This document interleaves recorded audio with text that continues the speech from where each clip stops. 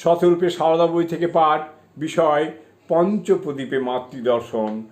চতুর্থ পঞ্চপ্রদীপে মাতৃদর্শন স্বামী মাধবানন্দ। লিখেছেন অমিয় কুমার বন্দ্যোপাধ্যায়। পরবর্তী অংশ। বিদেশীয় নারীগণও তাহাদের মধ্য দিয়ে ভারতের যুগযুগান্তরের পরীক্ষিত নিবৃত্তি মার্গের পরিচয় পাইবেন। শ্রীরামকৃষ্ণের ন্যায় তিনিও স্থূল শরীরে পরিত্যাগ করিলেও সূক্ষ্ম শরীরে বিদ্যমান রহিয়াছেন। একথা বুঝিতে বিলম্ব হইবে না।